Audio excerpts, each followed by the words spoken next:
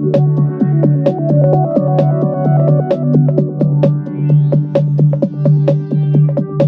listening to the official PlayStation Magazine podcast. Hi guys, it's Ben Wilson here, the editor of Official PlayStation Magazine, and you're joining us for episode 51 of our amazing, if I say so myself, podcast. As I hope you can tell from my endless witterings, we've dropped a few things from the old format. No more scripted intro, so I'm just talking without knowing where I'm going with this. It's going well. So I will stop there and introduce some people. I'm actually going to introduce people with a little topical question. Let's start with Deputy Editor Joel Gregory. Hi. Hi Joel. Hi. This month you reviewed Grand Theft Auto inside 4 days. Yeah. How was your sanity afterwards? Not good. My sanity... How's your sanity now? Well, it's what it always is. You be the judge. My headache wasn't good. I had a permanent headache for about 3 days, and I burst a couple of blood vessels in my eye because I was staring at the screen for so long. So that was fun. GTA. And then the first time I actually left my house, after about 25 hours of near constant play, I did start to see the world through GTA eyes. Like, I started to wonder if I should just murder people on the street, or like if the police were anywhere near. I didn't, thankfully. I just about held it together. It's not a good way to play anything, especially a game that big, but I still really enjoyed it, so that says something about how good it is. Good, we'll talk more about GTA in a minute. Also with me here is acting news editor Dave Meagleham, acting news editor for a mere 2 further hours because it is his last day on OPM, very sad to say.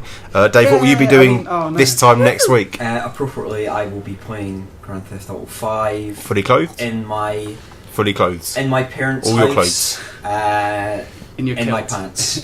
Which is probably fine for a 20-year-old in your sporran. How many... Right, so at the moment it is 2:47 PM on a Friday afternoon. How drunk will you be this time next week? During the day? Yeah. Hopefully not too drunk. That's pretty dark. Not as drunk as you are right now. Yeah. And also, alas, I sound like I'm taking the mickey. I'm really not. We're also losing production editor Emma Davis. She is leaving. Dave's not chosen to go. Emma's actually walking away. I am. Rude. I'm like Craig Rude. David. You are off to work on a new science magazine. I am. So before you go, tell us the 3 best science facts you know, and they better be good, or we're going to tell our readers not to buy your really good. new magazine, which is called Science Uncovered. When's it out? I think the first issue is out middle of November. When's the Science Uncovered podcast you're presenting out? I don't know if we're doing one. I don't know yet. When is the sun going to explode? Probably billions of years. Read the magazine. Is Schrodinger's cat dead? It depends if you don't know until you look in the box. He's both at the There moment. is no box. It's a thought experiment. You're not going to survive on this. Anyway, tell us your science facts. The thing that makes meat tasty when it's is a good start. The thing. Let me finish. This is the cover of Science Uncovered issue 2. Really tasty the thing what makes meat tasty. Browned and grilled is called the Maillard reaction. Yeah, I know that because I watch cookery shows. Watch enough Raymond Blanc and you'll learn that. The average human... I'm disappointed with that, to be honest. Up. I wanted better. The average human has 100,000 miles of blood vessels when they're all laid out flat. That's quite good. And I've saved the best till last. Well, even Dave? I've got twice that many. This blew my mind a bit. Scientists have found a shape, 3-dimensional shape, called the amplituhedron, which simplifies calculations in quantum physics. I don't know how. And apparently it challenges the assumption that time and space are fundamental parts of reality. See, this is the reason why we're the UK's most popular PlayStation podcast. Yeah. That can't get this anywhere else. Very, very, very confusing. Exactly, but it's cool, isn't it? Yeah. You're going to found a shape that means space and time might not really exist. Wait, what's this got to do with games again? I forgot. Nobody asked your opinion. Game is game. Alright, that's enough science. Congratulations on your new job, Emma, and Thank you. Enjoy it. Boo! Coming up later on this month, we'll be talking lots and lots and lots about GTA. Joel's already mentioned it in passing. We'll be arguing over the greatest game ending of this generation, and the rest of the team, i.e. me and Joel, will share our favourite Dave and Emma memories. They can share their memories about each other, I suppose. We'll have to try and make them clean, which in Dave's case will be tricky. I've got a few memories. Before we get on to that, we're going to talk about the current issue, which is issue 89. It is on sale now with Battlefield 4 on the cover, and we've done a feature running down the 10 most exciting games to pre-order this Christmas. It is going to be quite a year. It was already quite a year for games, and Christmas is going to make it even better. Battlefield 4, as I say, is our cover game, and I wanted to kick things off, Joel, by asking you, you've played that, you've played last week, in fact, Call of Duty Ghosts. Now that you've seen both the new shooters up close, how do they shape up head-to-head? It's like That's promising. The least interesting answer I could possibly give, but probably the most accurate one, is that whichever one you liked before, you will like that one now. Okay. Because this they sounds are like fencing. No, not at all. I'm always been certainly in multiplayer. So you're Team COD. Yeah, I've always been. And more, you're still Team COD, Team haven't played Ghosts. in terms of multiplayer. I haven't played any single player of either of them. So this is, in terms of hands-on, it's based on multiplayer only. I've always been Team COD. I totally appreciate what Battlefield does, and this year it looks like it's doing that even better. They've both got one sort of innovation in common, and that's the multiplayer maps now kind of dynamically shift as you go through the games. But they really are more of what they've always used to be. So Battlefield is more vehicles, more kind of scale, more teamwork is necessary, and COD is kind of more quick and more manic, and there's a new mode called Cranked where if you shoot someone you have to kill someone else in 30 seconds or you explode. So like that gives you an idea of how kind of fast paced it's going for. But the new maps in COD seem really good, and it still feels, for me, it still feels better than Battlefield. Well, actually, quite interesting, COD, because I was reading the other day about the the new. You play the whole character as the main guy and his brother. Yeah. There's none of this switching between eras and characters. Yeah. I think that's quite let's not take it for granted. It's quite a big sea change for the COD and series. they're making the right noises. They're talking about more emotional investment in the characters. They're talking about you being the underdog, and that sounds great. And they've got Stephen Gaghan, who's an Oscar-winning writer, to write the narrative. So that's did you laugh at his name because it's Gaghan? No, I just you did. They had an Oscar-winning writer on Black Ops 2, David S. Gower, and I like Black Ops 2 a lot. It was a very good package, but the story wasn't. But in fairness, I know it's traditional to not COD, but there hasn't been a bad COD game for years. It hasn't been a bad one. I just worry that they're not innovating. I agree with that, but there hasn't been ever. I'd say there's never been a good COD story. Maybe a push Modern Warfare. I think Modern Warfare was good. I think that was really good. Certainly since then. My problem with COD is that the multiplayer, I completely understand you can't mess with it too much, because like the analogy they always use if you speak to people at Infinity Ward, it's now become like a sport, and if you completely throw the rules out and start again, the players of that sport are going to go mad, which is entirely justified. Send you death threats and stuff. Yeah, exactly. However, that doesn't mean you can't shake up the single player more, and they say they're going to. But from what I've seen of the opening, I think it's the opening level, it like mechanically and like in terms of how you interact with the world, it's exactly the same. And like you'll float through space and a man will be standing there and he'll only talk to you when you pass like an invisible barrier in the spaceship and stuff like that. It's probably kind of understandable for this game, doesn't it? Because it does have to. It's got that difficult job of having like breached that cross-gen divide, so it's still essentially the same engine that Black Ops 2 was powered on. They're saying it's not. I think when we see proper PS4 exclusive. Only on next gen, I think we'll see hopefully a bit more safe change. From what you've seen, will there be any difference in the games apart from the graphicosity, if that's the word? They're saying they're all saying there won't be. They'll be feature identical, I think is the developer term. Graphicosity of both is really impressive. Okay. Battlefield looks nice, and like I said, it's kind of massive, and the detailing in COD's good, and the guns feel excellent. And they've introduced a new gun class. Create your soldiers now a bit better, and there's like a whole new clans mode and more co-op and stuff. So there's a lot of content there, certainly in multiplayer. It just they haven't shown almost anything of single player, and considering we're just over a month away from release, that's slightly worrying. And that's the same goes for Battlefield. There's almost nothing. It's strange because they did release quite a lot of info on Black Ops 2 single player. Yeah, at absolutely. the same point. I'm interested to see what Battlefield 4 does single player, because I know a lot of people who've got great things to say about Battlefield 3 multiplayer, but the single player was massively underwhelming. Yeah, absolutely. And the thing is, they know that. Like talking to them, I've constantly been going. It's got Omar. That's a plus. And they keep saying, we know we didn't get it right. We're trying a bit better. And they're both studios are saying the same thing: more emotional, more immersive, better story. And that's all very well and good. And maybe it will be, but I couldn't possibly say for now in the single player of either of them. The multiplayer will be absolutely solid. Like I said, if you like one, you'll still like it. What's the player count on COD? Because Battlefield's 64. I think COD is 32. I think I probably should know that. I've only played up to 16 so far, but I think it goes up to 32. Emma, how many hours do you think collectively between Battlefield 4 and Call of Duty Ghosts you will lose to these shooters? Oh, it's hard to say. Somewhere between Will you 0 play either of and them? 0. No. Okay. Yeah, I'm also tempted to say between 0 and 0. What game are you most looking forward to at Christmas? I'm actually really looking forward to Beyond. I know it's not Christmas, but Okay. You could wait to play it until you could wait to Christmas to play it. We'll have Phil back. We've just reviewed that, and next podcast we'll have Phil back in here talking about it. So look forward to that. and Batman. Sorry. Batman Arkham Origins. Batman is a very good Batman. Christmas Reviewing game will be- because it's set at Christmas. Yeah. We'll be talking that next month Sorry, as I well. just remembered. So on the subject of the games that come into PS3 and PS4, we're also still very excited about Watch Dogs. Again, it's I think number 3 or number 2 in our pre-order feature. I should know that off by heart. Number two. It's two, yeah. yeah. Number Two, 2. yeah. My question for this, and it's a bit contrarian, but I think it's a valid one. Now that GTA 5 is out there and basically incredible, and has not only lived up to expectations but probably surpassed them, is Watch Dogs, Dave, not going to be a bit of a letdown? I fear it will a little bit. I think it will still be a terrific game. I think in terms of what we're going to see it score, I think it will. From what I've seen already, it looks like a very good 9 out of 10 game. I think it's very ambitious. I think what it's doing with the second screen functionality is very exciting. It looks beautiful. I just fear that next to the all-encompassing scale of GTA, it's going to be so hard for anything to live up to. Traditionally, when you get a new console, it's not uncommon for first-gen games on a new console to not be quite as feature-rich as games that have been obviously come out at the end of an existing console, because obviously Rockstar know how to squeeze every inch of juice out of PS3, and that's why we've got this incredible world in San Andreas, and there's such an incredible scope of things to do in GTA, and all the mechanics are absolutely impeccable.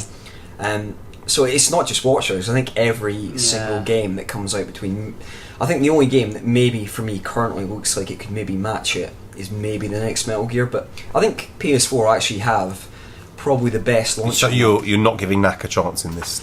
I'm not really in Knack's corner quite yet. I think PS4 actually have the best launch lineup of any PlayStation console today. I think we'll probably be looking at 3 or 4 9s just in that kind of launch window of 32 games. I think Watch Dogs will be excellent, and I think Assassin's Creed 4 will be excellent as well. I just think that with GTA 5 we're looking at a real landmark masterpiece game, this sort of game that you maybe only get once every 5 or 6 years. The trouble with GTA is it's so good that everything, not just every game, reality is a letdown after playing GTA for long enough. I mean, and it's they arguably, should put that on the box. Reality is a letdown after playing this. Arguably, it's possibly the best game of the entire generation.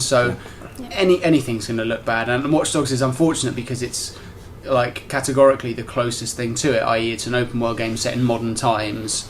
That's probably the closest thing in the PS4's launch window.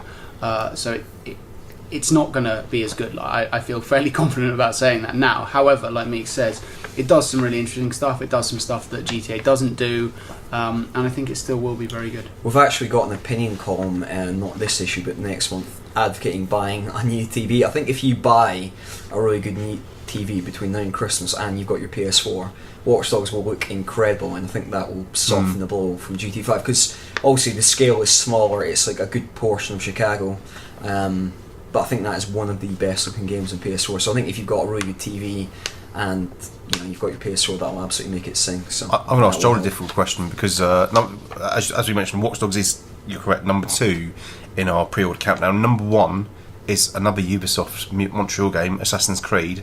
I know they're not quite the same genre, but do you think Assassin's Creed 4 will be better than Watch Dogs? You personally, from what you've seen so far? It's a difficult one to say. I think probably yes, purely in the basis of what they're both going to do. I think Assassin's Creed 4, if you've never played an Assassin's game, will absolutely blow your mind. Okay. I think if you're really familiar, as I am, with all the other games, having completed them all, played Assassin's 3 through twice, you can see a lot of points of similarity, certainly in terms of the architecture and the way things are structured. But what they've done with Black Flag is layer on about 1,000 more things to do.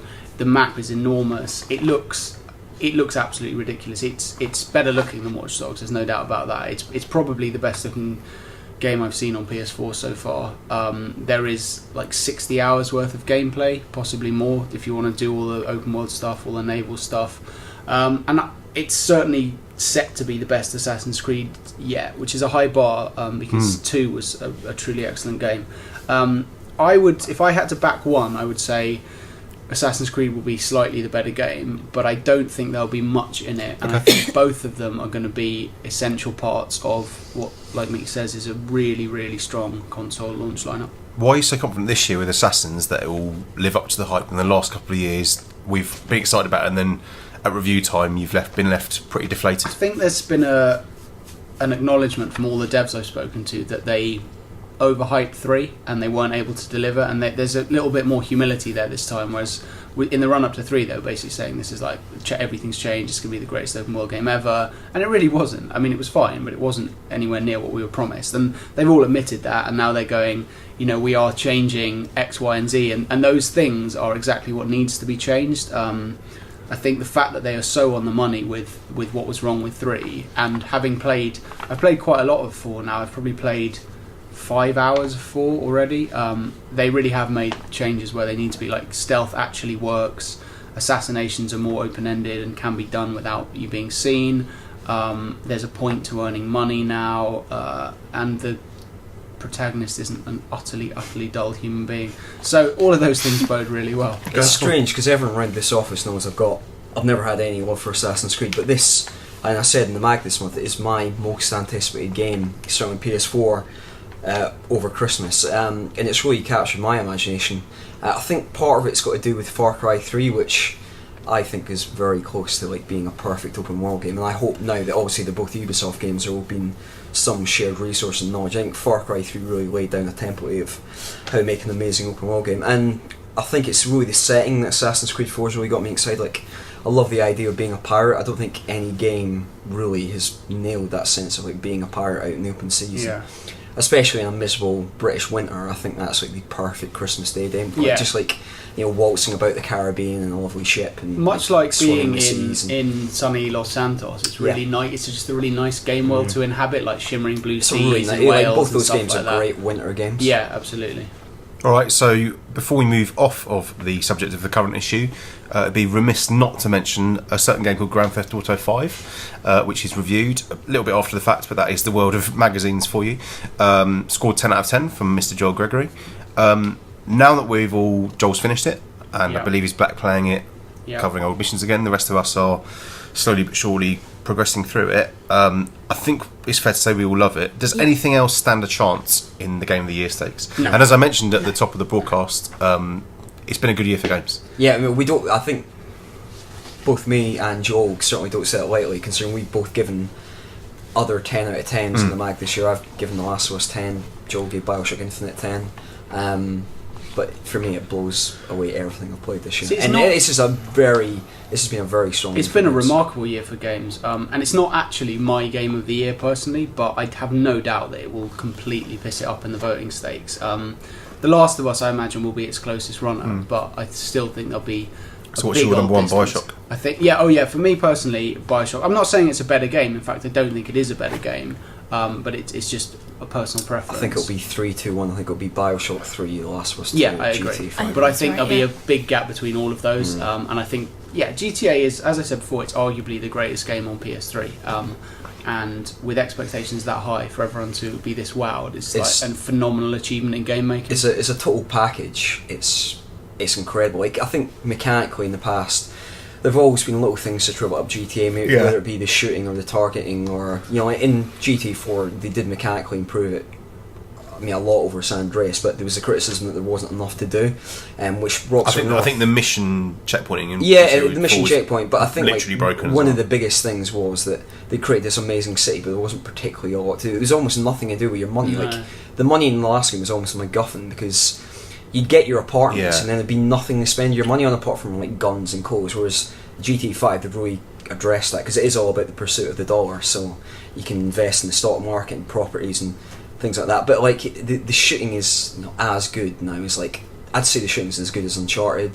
The driving's excellent. Like, the world is just incredible. And I've already, like, we're a week after it came out, I think 8 or 9 days. I've already played it for 35 hours. I have to ration how much I allow myself to play each night, otherwise I'll not just play it till 3 o'clock. The core mission, the side missions are better than most of the core missions in most open world games, and the core missions are better than like linear scripted games can manage. So that just tells you how good it is. I mean, some of the core missions are absolutely phenomenal. I won't go into detail because people probably won't have got there, but like some of the ones from sort of the middle onwards are ridiculously incredible and cinematic and just amazing. And the fact that you've got so much freedom around all of those is remarkable. It's ridiculous. And that's just single player as well. Like there's GT Online coming up, which Rockstar North, Leslie Benzies, who's president of Rockstar North, came out recently and said he wants GT Online to do for multiplayer what GTA 3 did for single player, and that's quite the statement. They've been working on it for years as well. So I think like it'll have probably quite bad server problems at first, but I think once it gets sorted out, it looks like that's going to be amazing, and it's it's all part of the package. So in terms of what that game offers, like regarding what you get on the disc that you've bought, it's pretty much peerless. I think it's great for the PS3 gamer as well who might not be able to afford PS4 this Christmas, because there is a game that legitimately could keep you going for months. With GTA Online, that could easily keep you going for 6 months until you can perhaps save up for a PS4. Yeah, lots more GTA, Watch Dogs, Assassins, Battlefield, etc. in the current issue. Please do check it out. Alright, it's time to do something new. We are introducing a section to the podcast called Game of the Month. I bet you can't guess what that entails. Yeah. So basically, everyone here is going to pick out a game they're enjoying. Let's say other than GTA, otherwise we're just going to talk GTA for another 10 minutes. And also mention what else I've been playing, reviewing, liking, hating, etc. Dave, you can go first.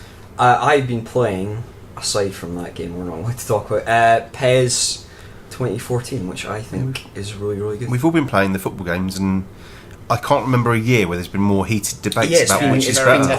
It's been quite polarising this year, which is interesting.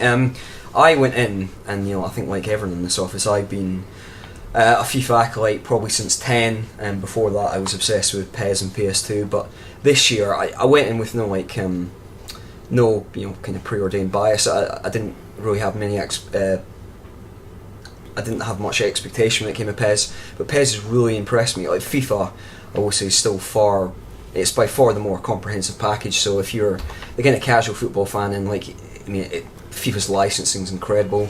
The career mode, they made excellent changes to that. The menus, it's an amazing package. PES, what it has done is it's really made crucial on-field improvements. So this is the first entry to use Konami's new proprietary Fox engine, which will be powering Metal Gear Solid 5 next year. And that hasn't made a big difference. It's really made... it's made it look excellent, hasn't it? Well, that's very unfair. It doesn't... No, it's not unfair. It looks pretty ropey. I don't think it does. I think on a decent TV it looks absolutely fine. I think it's personal preference, and both pulled out into wide cam. I think it's basically personal preference what you think look better. And likenesses are still pretty close, but this sense of... We've actually, by the time you listen to this, readers, we'll have a piece on the website where you can compare the likenesses of 30 players in the game face to face. So check that out for yourself and decide which one you think is the best. But the Fox engine's just lent it a lot of fluidity and kind of crispness and weight this year. Well, it has, but it hasn't, because the fluidity is good, but then there's this crazy slowdown. Now, I think you said a patch might have fixed it, but I played a game yesterday where I was taking screen capture for this online feature I've been doing of the likenesses, and I took a shot with Neymar. And as it rose to hit the bar, the game slowed down. And then as it came back off the bar, it slowed down again. Yeah, that is... Which is sort of a... That is unfortunate. It's quite surprisingly there were some reviews, not ours, that didn't mention the slowdown issues. Did you say that the patch has addressed that to some extent? Yes. I've been told by the PR it's supposed to fix it. I have played it very briefly since the patch. It's the 1.01 patch. It slightly improves the cutscenes, which still would judder quite a lot. But I didn't play enough to see whether it fixed the actual slowdown game. In defence of the review code that I played, the only time that in-game slowdown in terms of matters on the pitch really encroached in the action were, bizarrely, if you missed a chance. So if the ball just whizzed by the post, it'd stutter then. Because there was time me and you were playing, I thought I'd scored. Or if it ricocheted off the bar or the post and came back out, it'd slow down then. That's quite bad. It's hard to defend. Imagine that in real life in the last minute of the cup final, as it was going in, the whole crowd had to freeze. But weirdly, if you scored, it never factored in that. It was literally if you just missed or...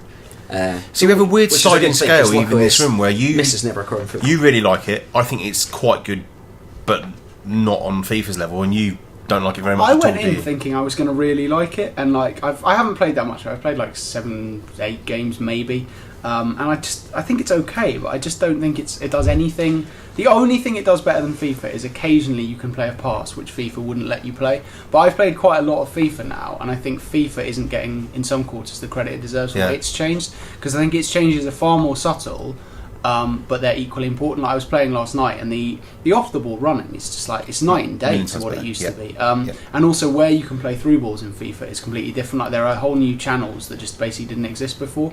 The shooting in FIFA is great now. So I think PES has improved more from last year, but I'm not sure the gap has changed that much. I think FIFA's done some I remember really, Joel, really good stuff. like the day after we got the FIFA into review, I remember texting Joel and saying it's much better, and Joel saying something like, "Has it changed?" I think I sent you the longest text message. Yeah, it was like history of mankind. But for each thing, it was like you say, it was an incremental change. Yeah. But there's so many across. It's really subtle. Yeah, both defensive and also the menus.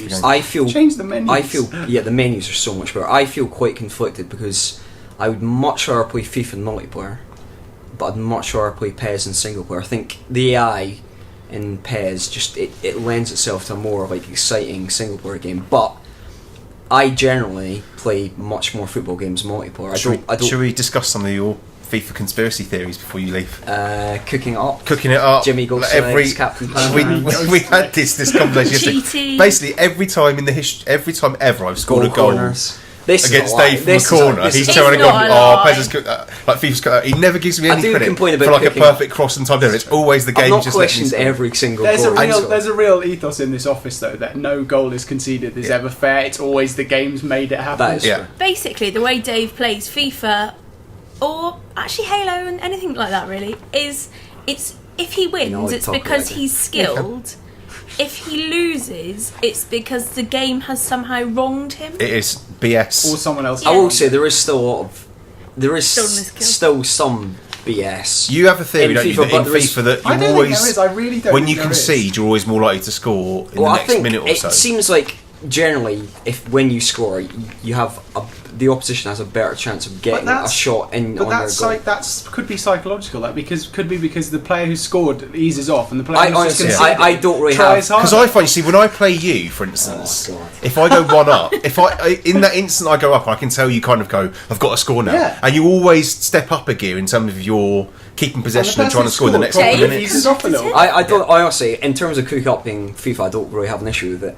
PES is worse because PES, I will say, the keepers in PES this year are PES kind of sort of admit they cook it up because there's like this whole motivation I think system. we all knew in PS2, and I think we PS2 last minute of Master League games on PS2. All three of us probably pumped hundreds of hours in that game each year, and that was infamous for the cooking up. Like it just they admitted it was like scripting in the AI where the AI would change depending on the score, but it made for some amazing games to the point where I can still remember individual games I had of PES and PS2. Because I put this to because FIFA 13 was coming to the end of its life cycle, I put this to Nick Shannon, who's like the line producer on FIFA, a couple of months ago, thinking if they're scripting things, he'll tell me because it's the end of the life cycle. And he was absolutely adamant, said we don't put any code in. And you've said to me before, you believe that about it, and he said there isn't, and I do actually believe it. I think it's whatever it's is psychological, and I don't even see it in evidence much anyway. I think that's probably true. I think there's so many like different physics parameters and variables in FIFA, all the different systems. I think that what could seem like something scripted is probably just coincidence of things. So we've all played loads of FIFA and PES. Emma, you haven't been dallying with the football games. You played anything? Anything Farming at all? Simulator? Farming Simulator, you've been playing that? Oh no, I haven't been playing that apart from for review. I hope you played it. I played to some extent. I played it for like 5 minutes and then No, I played that for review and it was awful. But I've been playing, aside from the game that we're not meant to be talking about, I've been playing quite a lot of Spelunky at home. Oh yeah, you love Spelunky. I love Spelunky. What did you Farming Simulator? When's your review go live? Is it already live? It's going in the mag, the issue that we're working on at the moment, so the issue on sale at the end. You gave it, we won't tell what big score, but you gave it a big score, didn't you? Biggish. Okay. Yeah. Personally, I could have given it more for me, but then if you haven't given it this, I thought at one point you were going to give it a 10. No, it's not a 10. It's not a perfect game. Okay. No, I mean, I think 10 doesn't have to be perfect, Emma. What are you teaching the It's readers? not approaching perfect, but no, it's a really good game. I can see how it certainly won't appeal to everybody. 6. But yeah, it's a game that I really enjoy. Yeah. Anyone else want to big up any games while we're doing this? My game of the month, even though I've only played about half of it, is Brothers: A Tale of Two Oh, Sons. yes. Oh, I love that game. Yeah. Which even in the first hour, I thought was already like one of the most interesting games I've played all year. It's wonderful, brothers. It's brilliant, isn't really different, and it's got an amazing atmosphere to it, and it's got one of those things. It's not very long. It's a bit like Journey that everyone who's got any vague interest in that kind of indie, arty slightly pretentious sensibilities in gaming absolutely has to play. I'm yet to finish it, like I say, but it's pretty remarkable already. Yeah, we scored that 9 out of 10, and you gave it the Editor's Award, I believe. I did, Phil yes. Ivaniuk Editor's Choice Award. Yeah, Editor's I Choice. absolutely loved it, and I love that you get a real sense of the characters, even though they're not speaking English. Yeah, you still get a real sense Just of with their the animation personality, and the their interaction, bond. Yeah, just the little actions they do when they sort of interact with the objects in the environment, the way they react to things differently. I think it's I think my marvellous. third ever favourite indie game of all time after Journey and Braid. I think it's an amazing game. I'd say it's my second after Journey. it's not as good as Braid. Braid wins. Well, while we're arguing about games, let's Wait, introduce... what's everyone else's game of the month? So yours is Pairs. Mine was FIFA, Yours but is we'd FIFA, already and covered it. Spelunky. But it's all alike because everyone's getting on selection. Well, yeah, of course. Well, that too. We're now going to introduce a second new element to the podcast. It is called Debate. Again, I wonder if you can work out what's going to happen here. So there's a section of the magazine, as I'm sure regular readers will know, where 4 of us debate a topical argument, and we're now going to do the same thing on the podcast, because I think it'll be fun to see us all go to war with each other. Sadly, Dave's not here. Dave's the most argumentative, and he's not going to be here for the rest of the podcast. So, Dave, you'll have to be extra furious in the next 5 minutes. This month, we are going to talk about the best game ending of this generation. I've got a feeling 2 of us are going to... Oh no, I thought we won't agree. I think we would have agreed let's 6 see. months ago. Let's wait and see. Not now. Basically, I've made one rule for this, which is we're not going to choose GTA 5, even if... I mean, Joel's the only one who's finished it. And the smile on his face says he might actually have chosen that. But we're not going to choose GTA 5 because I don't think there's any way of talking about the ending without spoiling it. So, spoiling it... aside from GTA 5, Emma, what is your favourite game ending of this generation? I would say Bioshock Infinite, because it just had that real what the moment when I was just like, my mouth was just open. Did you understand staring. it? Yeah. Because you get science, so... Yeah. It wasn't science, though. It was philosophy. There's some science in that. It's more philosophy than No, science. there's some though. science. There's Science. multiverse theory in there. Burn it. Well, yeah, I thought it was brilliant, and I really liked the fact that it made me want to go back and sort of replay bits of it. It made me want to look up sort of theories and like extra bits online. Is that what inspired you to get a... Oh no, because I think it was science. I was going to say, did we bite the hand that fed by making you play a game with a bit of science in it, and you went... Nobody made me play Infinite. I loved it. Right. Did anyone actually go back and play it a second time?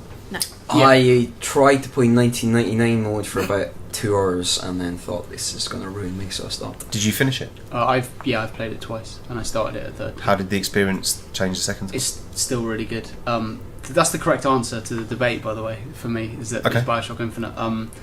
I've never been more gobsmacked by a moment in gaming than I was at the end of Bioshock Infinite. I sat like basically mouth agape, unable to function as a human being for about 15 minutes when the ending happened, and then I immediately went back to my save and played through it again, and it was pretty much just as good the second time. And playing the game again in wake of the ending is fascinating because you can see and pick up on so many things that you like don't a breadcrumb notice the trail first that time. you can Absolutely, sort of pick back through. it's amazing. It's interesting. Like it doesn't have the same impact the second time, but it's absolutely fascinating to go through it again, knowing what you know when you finish it. It's a close run thing for me, ish, between what I know Meeks is going to say, but I think in terms of its intelligence and in terms of its like Emma says, its kind of philosophical musings and the level of kind of slightly esoteric intrigue it builds towards, I think Bioshock's is it for me. And towards the last 2 hours, I was like, I couldn't play the game fast enough. I was so desperate to find out what was happening. Is that why, without spoiling GTA, that why you've chosen it over GTA? Does the ending have a big factor in that? I don't want to say anything about the ending of GTA because if I said like, oh, it's rubbish, I'm not even expecting much from that it, would be a spoiler. But the ending of Bioshock is why it's my game of the year. Fine. Like if you took away the ending and put a different ending in, my game of the year would probably be GTA. Is it you or Leon who insists Bioshock isn't as good as... Yeah, Leon doesn't really like it. I think it's both of us to an extent. So not your favourite ending? I thought it was a very good ending, but certainly not my favourite ending. So what is your favourite ending? Saints Row 4. No, my favourite ending, and I have talked about this ad nauseum on the podcast for, is Red Dead Redemption. I think the real genius of Red Dead is the ending isn't just some binary 2-minute cutscene. The ending is generally 2 or 3 hours of really... Before anyone writes in to to complain about this, we're obviously going to talk spoilers for these games. Well, about game endings. Stranger things have happened in the past. Joel actually didn't see anything spoilery there, which was... No, that's true. I'll try... But I think you need to for Red Dead. Yeah, for Red Dead, so... Yeah. The real genius of Red Dead is it really kind of spits in the convention of how games should end. So, especially open world games by Rockstar, where usually in a GTA missions will just get harder and they'll escalate and they'll escalate and then end of game. Basically 3 hours before the actual end of Red Dead, it peaks with its hardest mission, which is a big attack in a fortress up in the woods. And then John Marston that's his journey over. He just trots off away to his family ranch, and then really that is the ending of the game. The next 3 hours where you just kind of really get to know the sense of the character and his relationship with his family, and the missions are just really gentle, and so you're like rearing horses with your uncle and you're taking wheat to a neighbouring farm, and you go out hunting with your son, and it's probably more so than any game I can ever think of. It's just that it really kind of prioritises that lovely sense of quiet character progression. So when the actual end does come, it's devastating. It's like, because you're so invested in that man's life and, you know, appropriately his redemption, that it's amazing. And then the next genius thing is that's not even the actual ending. Well, but a lot of people I think stop there. Well, I know a lot of people ending within the industry who, for them, when the thing happens with John Marston happens, they thought that was the end, and then they stopped playing the game. And I think that's the real genius of it, that when you get to play his son, it basically rewards your inquisitiveness. If you want to go out and explore that world and kind of stumble on the actual ending, it's incredible. It's really bold. It's really succinctly done. I think it's the fact that there's no map markers when you take over his son is like an insanely bold but fantastically creative idea. It shows you, I think, a great confidence by Rockstar San Diego in that character and that world, that they thought players would be invested enough to want to explore. Because when I played it, I said to them, "This is like an amazing thing you've done here," and they said, "Oh, we're thinking about," because it was like pre-final build of it, and they said, "We're thinking about putting a map marker on for the sun," and I said, "I beg you not to do that, because the way it is amazing." And what I will say is that while BioShock had like the biggest impact in terms of its actual ending for me, the ending section of Red Dead, like Mick says, those 3 hours is unparalleled in pretty much all of gaming in terms of like its denouement. It's like an epilogue, really, because the game itself sort of finished. But in that sense, Red Dead is head and shoulders above anything else. There's no epilogue to my game, but I've chosen, and I do love it, Uncharted 2 Among Thieves.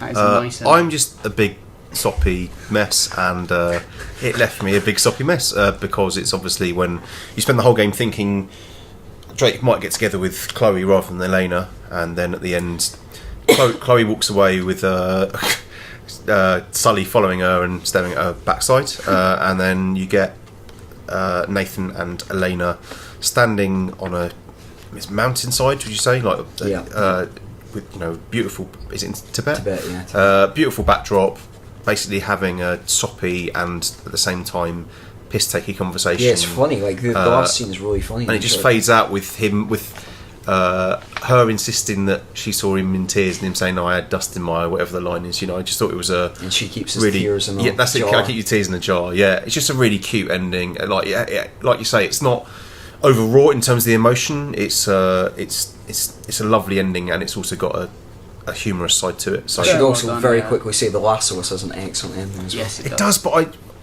I sort of I can't get my head around that line. I know why he did it.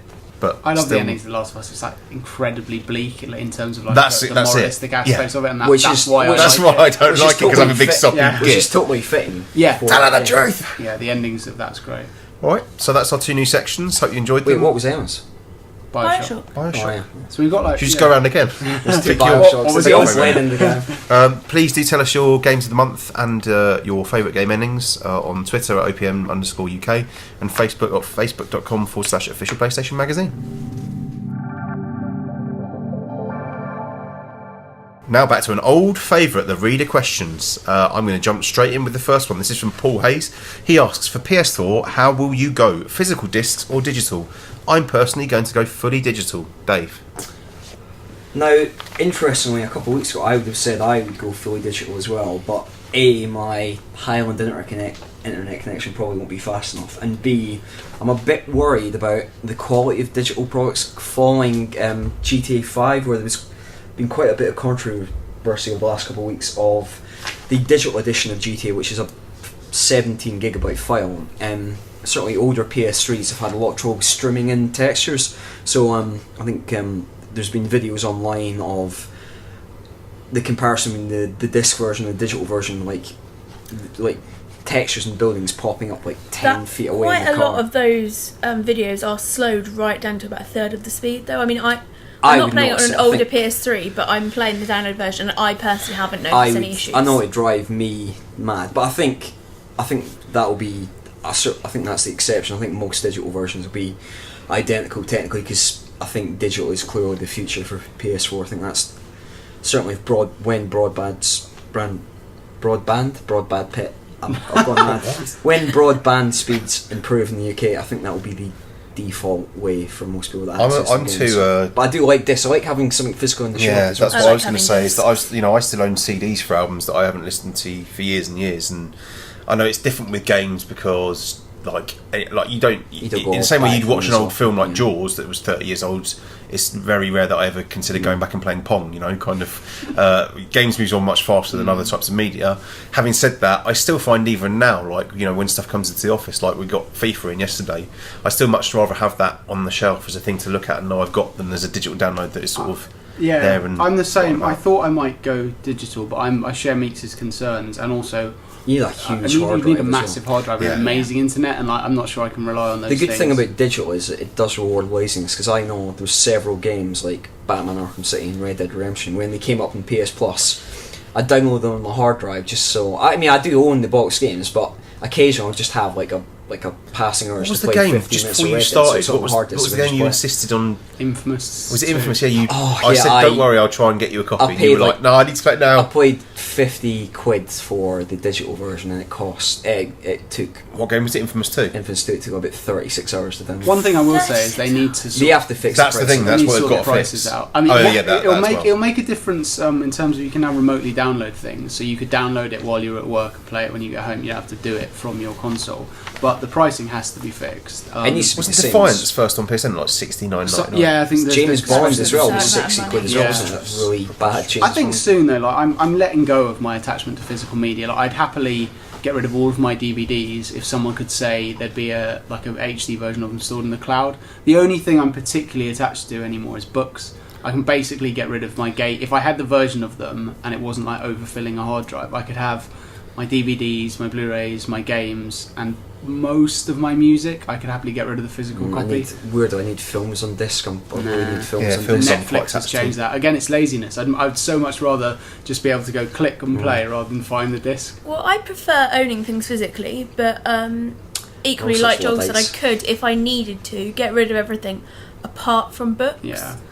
I mean, I've got an iPad. I could read ebooks if I wanted to, but I really like the physical feel of a book soon, in my hand. Like halfway through this generation, when there's better film streaming services that have more stuff, and when broadband speeds and hard drives are big enough, I think the only thing I'll have will be books. I think everything else will be gone digital. On the subject of downloading, second question from Thomas McMahon. He asks, what free-to-play games are worth downloading? Joel, Mr. Reviews expert. Yeah, there's a few, and there's a few that are coming that look quite good as well. So the most recent example is Tekken Revolution, which Beat 'em Up expert Phil got involved with, which is free to play to a certain extent, like they all are. If you want to play like loads and loads of it, you have to buy some coins, but he said you really didn't need to, and he said basically it's as good a Tekken game as you'll get, which for free is pretty impressive.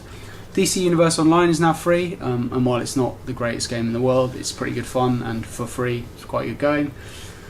Dust 514 is free, but probably not that free for that long if you want to get good at it, because it's a big old grind slog unless you buy some stuff. There's a couple of things coming up, the next Soul Calibur game and the next Ace Combat game, and I think the next Ridge Racer game are all going to be free to play. That's a good list. Racer. Emma, you're right, you were rubbing your eyes and you're having a little farewell cry. So I can't take it. So big things from Namco coming out free to play, and there will be loads on PS4. War Thunder looks particularly good. PlanetSide 2 is like an amazing game already on PC. That's free to play.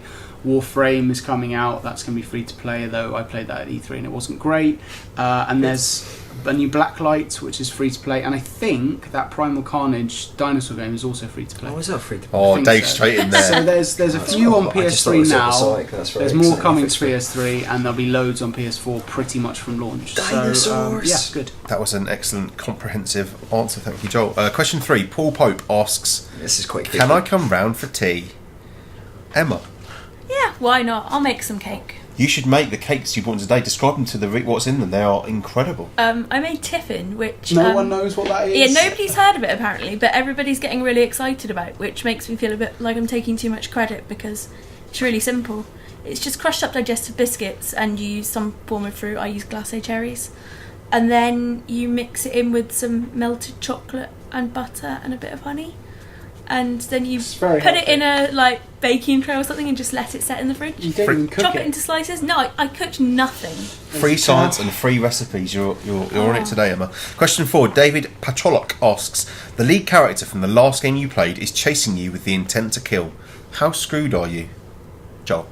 I think I'd be alright. I think I could take him. Mine's well, I suppose the lead character is technically Messi from FIFA, and he's quite small. I reckon I could just turn around and... See, I had the same game, but the opposite answer, because I had Wayne Rooney. I would be probably even more scared with Rooney chasing than I would with Trevor from GTA. I played that. I started Ultimate Team, and I don't know if this happened last year, but you have to pick a captain for a special exhibition game this year.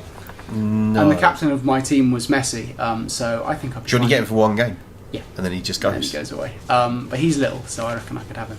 Meeks? I thought I was being quite witty with this answer, but it's the same as with you. I played, I've been on a half day a day, I played a game of FIFA with my mates this morning. I was playing as Wales, so the main character, Gareth Bale, he would definitely catch me because he's really fast. He's quite big as well. He's got quite bad hamstrings, so I think I'd just try and aim for his hamstrings. Is he still one of those weird tapey things? I reckon he'd have you. He's a big boy. He's got very broad shoulders. Emma? Last game I played was GTA, and I was playing as Trevor. Oh dear. Yeah. Given that he's basically a one-man gang war, I'm so screwed. Yeah, you'd be really screwed. I think people would have got to his point of the game, and the majority of people who listen to this would have got to that point on GTA by now. Did anyone else find that the introduction to Trevor quite shocking? Yeah, I did. I did. I really liked it though, just because you're so used to GTA that every character you introduce to, they're evildoers, but they have a semblance of morality. Trevor's not straight in. It made me think really badly of him for quite a long time, and I liked him by the end, but it takes a long time to get back from what he does. It is quite a whoa moment. Yeah. Again, another GTA 5 question from Ben Kavanagh. He asks, is GTA 5 the best game of the series so far? This will be quite quick. Joel, then absolutely. There's no doubt. Is it better than Red Dead? I think it's a better game mechanically, easily. I think the missions are better. I think Red Dead has a more immersive and emotional storyline, and I think its ending is a plus point in its favour. I guess that's the thing with Marston. He was a character that everyone absolutely loved. I think you get more emotionally involved in Red Dead, definitely, but as an overall game, Red Dead isn't quite as solid, certainly mechanically, and the core missions aren't as fun. Alright, the final question and the final countdown.